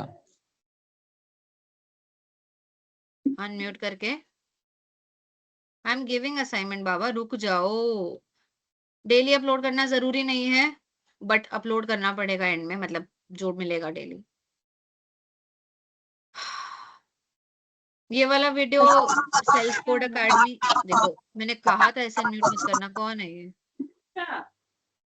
तुम लोग डांट क्या खाओगे क्या। बता रही है? कौन अनम्यूट करा हुआ है ऐसे। शिव तुम अनम्यूट करके पूछो ना, तुमको ऑप्शन दिया है, तुम कर नहीं रहे हो अनम्यूट। मेरे को नहीं पता कहाँ अपलोड करना है। सेव एंड अंडू दिखता है, वो हाइड हो गया है। तुम्हारे एक्सेल में कुछ हाइड हो गया, मैं इतनी दूर से तो नहीं बता पाऊंगी, मतलब। हेलो हाँ बोलू। मैम को, उसके लिए बिहार आना पड़ेगा तुम्हारे। हाँ वही, मतलब मैं कैसे बताऊं तुम्हारे एक्सेल में क्या इशू आया है, मतलब इतना इतना टेक्निकली साउंड तो कोई भी नहीं होता है। असाइनमेंट कैसे बनाए यार, एक तो तुम क्लास के अलावा सारे डाउट पूछते हो ना, मेरे को बहुत बुरा लगता है। मैंने लिटरली 1 घंटे से ऊपर पढ़ाया है आज, और तुम्हारे डाउट अभी भी क्लास के अलावा बाकी सारे डाउट हैं। सपोर्ट टीम से पूछने हैं सारे डाउट, मैं तुमको दे रही हूँ असाइनमेंट क्या है आज का। एक सेकंड, पहले मैं बिशप का डाउट क्लियर कर देती हूँ स्क्रीन शेयर करके।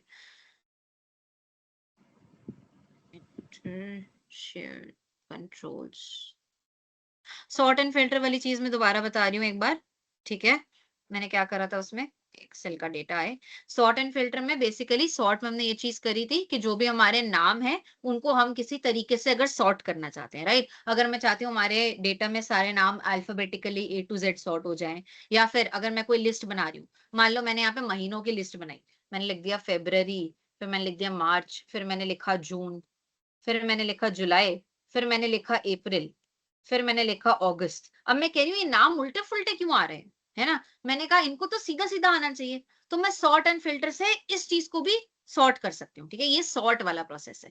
मैंने अपना डेटा सेलेक्ट करा, मैं होम पर गई, मेरी स्क्रीन दिख रही है ना सबको, हाँ ठीक है। मैंने अपना डेटा सेलेक्ट करा, मैं होम पर गई, एक सेकेंड, यस, डेटा सेलेक्ट करा, होम पर गई, यहाँ पे कोने में सॉर्ट एंड फिल्टर आ रहा है एडिटिंग वाले वहां पे, तो तुम ये सॉर्ट कर रहे हो डेटा, है ना। सॉर्ट कर रहे हो, अब तुम्हें ये डेटा A to Z तो सॉर्ट नहीं करना, तुम्हें है कि ये महीना वाइज करेक्ट महीने के ऑर्डर में सॉर्ट हो जाए, तो तुम जाओगे कस्टम सॉर्ट में। ठीक है। कस्टम सॉर्ट में तुम गए, ऑर्डर क्या रखना है, ऑर्डर में तुम जाओगे, ऑर्डर दिख रहा है यहाँ पे, ऑर्डर दिख रहा है, तो ऑर्डर में तुम जाओगे कस्टम लिस्ट पर। कस्टम लिस्ट में तुम क्या सेलेक्ट कर लोगे, तुम कस्टम लिस्ट में ये वाला सेलेक्ट कर लोगे, जनवरी, फरवरी, मार्च, अप्रैल वाली लिस्ट, और तुम ओके कर दोगे। ओके, ये देखो तुम्हारा डेटा सीधा सीधा आ गया। फेब आया, फिर अप्रैल आया, फिर अगस्त आया, ये क्या आ गया, फिर फेब, अप्रैल, अगस्त के बाद ये क्या किया इसने, रुको, इसने फिर डेटा गलत सॉर्ट करा है। Sort and filter, custom sort, जनवरी, फरवरी, मार्च, अप्रैल, मई, जून, जुलाई, अगस्त, यही वाला डेटा है, राइट। तो इसको इस बेसिस पे सॉर्ट कर दे भाई। एक्सेल एरर दे रहा है गाइस, हमने सेम चीज लगाई जो हमको लगानी चाहिए थी, बट एक्सेल उस चीज को मानने को तैयार नहीं है। एक्सेल को माफ करें, एक्सेल भी कई बार गलतियां कर देता है, क्योंकि ऑर्डर तो ऐसे ही लगाते हैं और कोई तरीका नहीं है ऑर्डर लगाने का। हम कस्टम लिस्ट पर गए थे और हमने यहाँ पे अपना ऑर्डर जो है, जैसे ऑर्डर था ये वाला ऑर्डर, हम दोबारा दे देते हैं, हमने ये ऑर्डर दे दिया इसको। Okay okay, for some reason ये ऑर्डर नहीं लगा रहा है। आई होप आपका एक्सेल ये ऑर्डर लगा दे, मेरा एक्सेल कोई दिक्कत दे रहा है। बट मैं आपको फिर से नाम में दिखा देती हूँ ये ऑर्डर, या फिर डिपार्टमेंट में दिखा देते हैं। हम डिपार्टमेंट को चाहे ए टू जेड क्वालिफाई करना, ए टू जेड उसका ऑर्डर बनाना, तो हम होम पर जाएंगे, हमने हमारा डेटा सेलेक्ट कर लिया है, होम पर जाएंगे, डेटा दोबारा सेलेक्ट कर लो, डेटा ऐसे सेलेक्ट कर लो, ऐसे, ये डेटा हमने सेलेक्ट करा। मान लो हमें सिटीज को भी सॉर्ट करना है, दोनों को मान लो सॉर्ट करना है, तो हम होम पर जाएंगे, सॉर्ट एंड फिल्टर पर जाएंगे, sort A to Z, A to Z मेरे को डेटा सॉर्ट करना है, सॉर्ट ए टू जेड करेंगे। ये देखिए हमारा डेटा सारा ए टू जेड सॉर्ट हो गया, ठीक है। यहाँ पे सारा फाइनेंस, फिर HR, A to Z sort हो गया सारा डेटा। अभी तुम कहोगे मैडम डेटा हिल गया, किस नाम के आगे क्या डिपार्टमेंट था हिल गया, तो ये वाला डेटा सॉर्ट करने के लिए नहीं था ये, इसलिए मैं बस तुमको एक सैंपल समझा रही हूँ कि ये तरीका होता है सॉर्ट और फिल्टर करने का, ठीक है। अब फिल्टर में क्या होता है कि जैसे मैंने तुमको बताया कि लोग बैंगलोर से हैं, पटना से हैं, दिल्ली से हैं, लखनऊ से हैं, मुंबई से हैं, बट मेरे को क्या देखना है, मेरे को सिर्फ बैंगलोर वाले लोगों को देखना है, सिर्फ बैंगलोर वाले लोगों को देखना है, तो इसमें हम फिल्टर लगाएंगे। इसमें ऑलरेडी फिल्टर लगा हुआ है, तो मैं फिल्टर हटा देती हूँ इसका, सॉर्ट एंड फिल्टर। तो फिल्टर लगता कैसे है कि हमें इस वाले एरिया पे फिल्टर लगाना है, तो हम इस डेटा को सेलेक्ट कर लेते हैं। हेडर को सेलेक्ट करना मत भूलना, हेडर पे वो फिल्टर लगाता है, वरना फिल्टर किस पे लगाएगा, है ना। डेटा सेलेक्ट नहीं हुआ सारा, वेट, डेटा को नीचे खींचो, सेलेक्ट करो, ये वाला हमारा सारा डेटा आ गया, सारा डेटा आ गया। अब हम होम पर जाएंगे, हम सॉर्ट एंड फिल्टर पर जाएंगे और हम फिल्टर पर क्लिक करेंगे। क्या करा हमने, हम होम पर गए, हम सॉर्ट एंड फिल्टर पर गए और हमने फिल्टर पर क्लिक किया, ठीक है। आपने फिल्टर पर क्लिक किया तो क्या होगा, आप ऊपर जाएंगे तो देखेंगे कि आपका जो हेडर है, ये मेरा हेडर सिटी है, यहाँ पर ये फिल्टर लग गया है। फिल्टर लग गया है तो यहाँ पे देखिए सेलेक्ट ऑल आ रहा है, इसको मैंने अनसेलेक्ट कर दिया कि मेरे को सारे नहीं चाहिए, मेरे को केवल बैंगलोर वाले लोग चाहिए। बैंगलोर पे क्लिक किया, ओके, आपका केवल बैंगलोर वाला डेटा आपके आगे प्रस्तुत हो गया। मैं कहा मेरे को बैंगलोर वाला भी चाहिए और मेरे को दिल्ली वाला भी चाहिए, और कोई नहीं चाहिए। बैंगलोर और दिल्ली पे क्लिक करा, ओके करा, बैंगलोर और केवल बैंगलोर और दिल्ली का डेटा, ठीक है। तो फिल्टर में आप मान लो आप डिपार्टमेंट पे फिल्टर लगा सकते हो, सिटी पे लगा सकते हो, एज पर लगा सकते हो फिल्टर, कि मेरे को केवल वो लोग देखने हैं मेरी ऑर्गेनाइजेशन में जो 20 साल के हैं, केवल वो लोग देखने हैं जो 40 साल के, ठीक है। तो ऐसे भी आप डेटा को सॉर्ट कर सकते हो, ठीक है। मेजरली ये डिपार्टमेंट और सिटी में यूज होता है कि कौन से डिपार्टमेंट के लोग हैं, कौन सी सिटी के लोग हैं, है ना। और ये हमारा सिंबल होता है फिल्टर का, और यही सिंबल अगर आपको हटाना हो तो आप इसको फिर से सेलेक्ट करो, आप होम पर जाओ, आप फिर से सॉर्ट एंड फिल्टर पर जाओ और दोबारा फिल्टर पर क्लिक करोगे तो वो आपका हेडर जो है वो हट जाएगा, है ना, ठीक है। आई होप बिशप कोई चीज समझ आ गई सॉर्ट एंड फिल्टर वाली। अगर फिल्टर लगाने के बाद उसे हटाने के लिए वही प्रोसेस करना होगा, हाँ कंट्रोल जेड कर सकते हैं, वेरी गुड, कंट्रोल जेड कर सकते हैं, मैंने भी कंट्रोल जेड कर रखा है, बट मैं थोड़ा तुमको इलेबोरेटली समझा रही थी। कंट्रोल जेड भी कर सकते हैं, मैं भी करके भी दिखा देती हूँ, एक सेकंड को। थैंक यू, ये अच्छे डाउट है, अच्छा लगा मेरे को डाउट पूछा किसी ने। हम दोबारा सेलेक्ट करते हैं डेटा को और फिल्टर लगाते हैं। क्लास थोड़ी लंबी चली गई गाइस, सॉरी, बट कल भी मैं आ नहीं पाई थी, तो दिस मेक सेंस, है ना, क्लास लंबी जानी चाहिए फिर।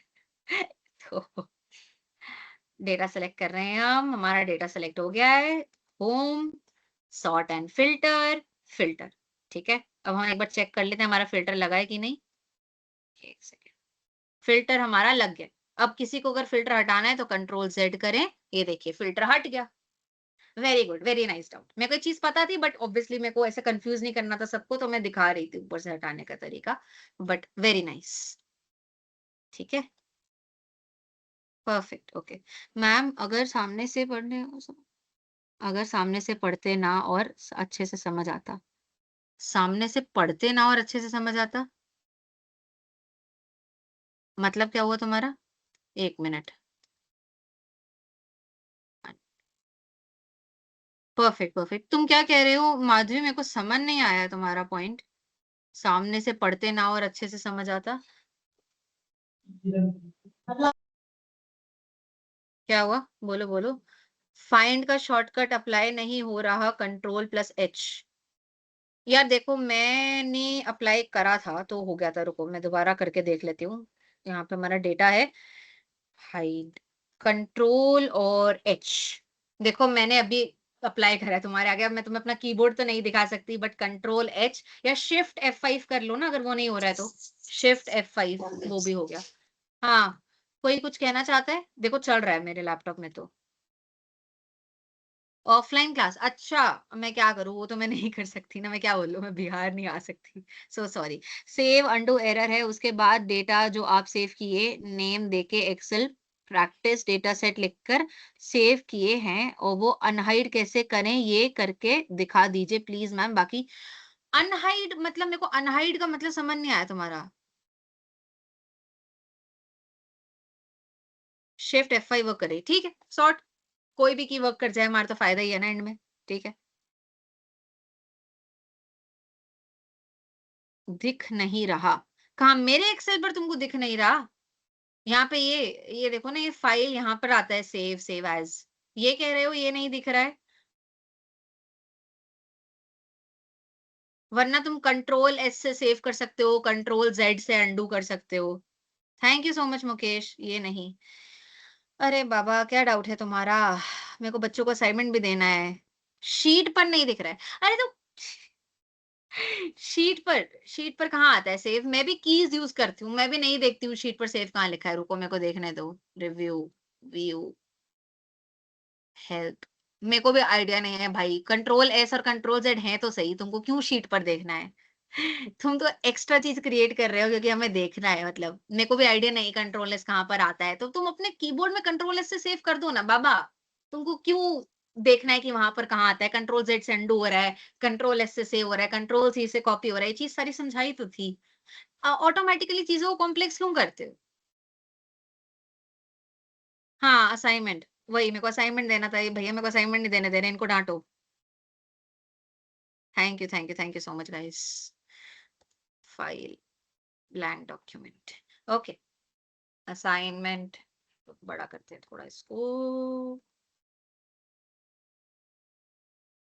फॉर एक्सेल, ठीक है। क्या असाइनमेंट दिया जाए आपको आज? आज आप चार्ट्स बनाएंगे, ठीक है। तो create data sets and charts for the following.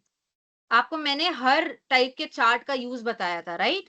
कि कैसे बार चार्ट कब यूज होता है, लाइन चार्ट कब यूज होता है, और आपका पाई चार्ट कब यूज होता है। तो इन तीनों के लिए आप छोटा छोटा डेटा सेट बनाएंगे और एक एक इनका चार्ट, ठीक है। आई होप आपको इसका याद हो यूज क्या था तीनों का।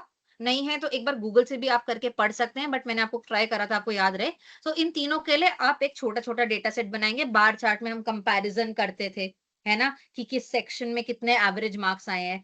पाई चार्ट में हम परसेंटेज रिकॉर्ड करते थे कि अगर मेरा महीने का खर्चा इतना है तो कितना किस पे गया, कितना परसेंटेज किस पे गया, है ना। और लाइन चार्ट पे हम ट्रेंड देखते थे।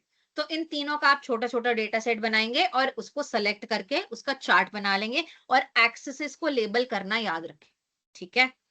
तो आपको इन तीनों का डेटा सेट बनाना है और तीनों का चार्ट बनाना है। ये आपका असाइनमेंट है। फोटो ले ली? Perfect, thank you. फोटो ले ली ना सबने उसकी असाइनमेंट की? कोई चार्ट में डाल देगा फोटो, बाई चांस किसी की रह गई हो। एक्सेल में पीडीएफ कैसे बनानी है मैम? अच्छा मैं तुमको बता देती हूँ। तुम्हें एक्सेल से पीडीएफ फाइल, देखो तुम एक्सेल में बना लोगे उस चीज को, उसके बाद आई थिंक तुम उसको एज अ पीडीएफ सेव कर सकते हो। Save as, downloads, Excel workbook में पीडीएफ का ऑप्शन आता है यहाँ पे। तुमको पीडीएफ क्यों बनानी है एक्सेल में? वो हमारा गूगल शीट, अच्छा ये आ रहा है option, okay. PDF, okay. Save. ये देखो एक्सेल का पीडीएफ बन गया हमारा, चार्ट का तो पीडीएफ बन ही गया। बाकी वैसे वो गूगल शीट्स में आता है जिसमें तुम एक्सेल का पीडीएफ बना सकते हो। इसका बनेगा, एक बार देखना, फाइल, सेव एज, डाउनलोड्स, और हम यहाँ पे एक्सेल वर्कबुक की जगह अगर पीडीएफ कर दें तो क्या होता है देखें, सेव। ये देखो बन गया तुम्हारा एक्सेल का पीडीएफ। एक मिनट प्रोसेस बता देती हूँ कैसे बना है दोबारा से, कि हम अपने डेटा पर गए, फाइल पर गए। आई होप मेरी स्क्रीन शेयर हो रखी है, राइट? मेरी स्क्रीन दिख रही है सबको? ठीक है ठीक है, दोबारा मैं बता रही हूँ। तुम्हारी मर्जी है, तुम डायरेक्ट एक्सेल भी अपलोड कर सकते हो, मुझसे किसी ने पूछा तो मैं बता रही हूँ। फाइल, सेव एज, यहाँ पे सेव एज में कहीं पे भी तुमको सेव करना है तुम करो, और सेव एज में जहाँ पे यहाँ पे सेव एज टाइप लिखा हुआ है ना, इसमें क्लिक करो, और यहाँ पर तुम देखो तुम्हें अलग अलग टाइप दिख रहे हैं, किस किस टाइप में डेटा सेव हो सकता है। तो यहाँ तुम पीडीएफ क्लिक कर दो और फिर उसके बाद उसको सेव कर दो। सेव कर दोगे तो यहाँ पर तुम्हारा डेटा जो है वो पीडीएफ में बन के आ जाएगा। ये सारा पीडीएफ का डेटा बन के आ गया। ठीक है, सारे चार्ट्स भी इसमें आ जाते हैं। हमने अभी पीछे देखा था, यहाँ पे ये जो चार्ट था जिस डेटा में, वो भी आ गया था। ठीक है, वैसे तुम एज एन एक्सेल भी अपलोड कर सकते हो, तुमको जरूरत नहीं है उसका पीडीएफ बनाने का। ठीक है, ओ या ओके। हाँ, मैं अनम्यूट करने का ऑप्शन दे रही हूँ। एक सेकंड, दोबारा से अनम्यूट का ऑप्शन है ना? हे मेरी भी स्क्रीन अटक गई। Unmute unmute unmute. अमन तुम चैट में लिख सकते हो क्या, डाउट मेरी स्क्रीन अटक रही है, अनम्यूट का ऑप्शन नहीं दे पा रही मैं। ओके, आई थिंक अब हो गया ऑप्शन। अरे यार, चैट में लिख दो please, something is happening to my screen. आ गया ऑप्शन अनम्यूट का? आ गया ठीक है, अनम्यूट कर लो। अमन पूछ लो। Save as to fill copy करने के लिए होता है ना?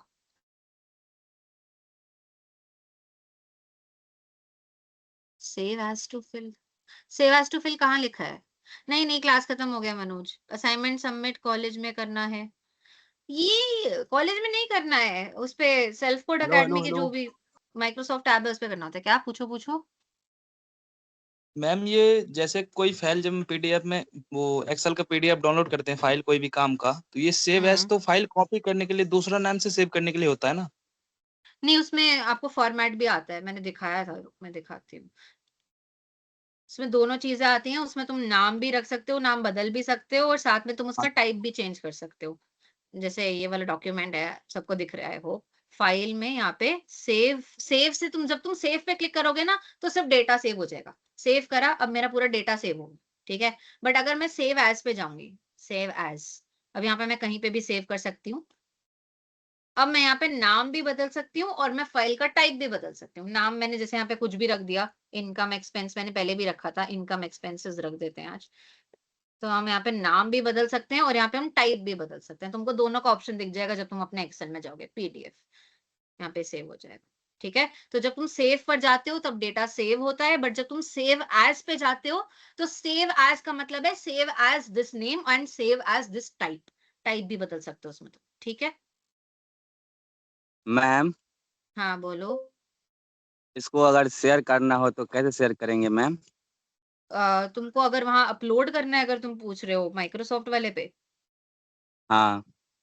यार वहां पर अपलोड के ऑप्शन में आएगा फाइल चूज करने का ऑप्शन, तो तुमने अगर अपने लैपटॉप वगैरह में कंप्यूटर में सेव कर रखा होगा तो वहां से अपलोड कर पाओगे तुम, जहां पे भी तुमने सेव कर रखा है वो तुम ध्यान रखो, वो बात है। बट अपलोड कहाँ करना है ये मेरे को नहीं पता, ये तुमको सपोर्ट टीम से पूछना पड़ेगा। ये तो ये तो अपने फोल्डर से होगा ना मैम?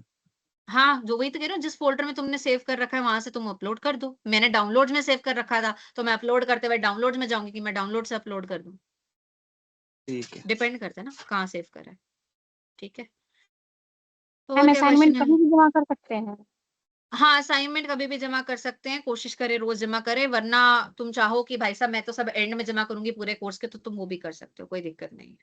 Okay ma'am. ठीक है, ओके, ठीक है गाइस, आज की क्लास 10:30 तक खिंच चुकी है, अब हम चलते हैं। Bye bye, take care. Bye bye ma'am.